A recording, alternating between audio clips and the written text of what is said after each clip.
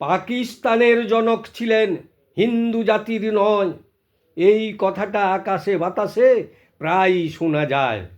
মহাত্মা মুসলমানের কাছে, হিন্দুর কাছে নয়, এই কথাটা প্রকাশ পায় না, লুকিয়ে রাখা হয়।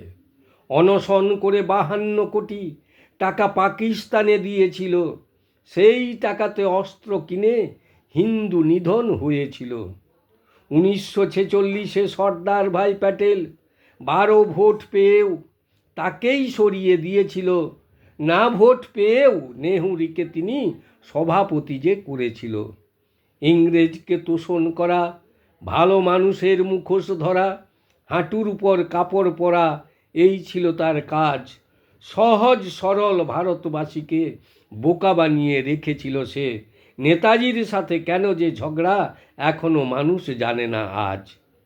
হিন্দু অত্যাচারে নীরব থাকত, মুসলমানে দরদ, আকাশে বাতাসে ভেসে বেড়ায়, নয় কথাটা গলদ।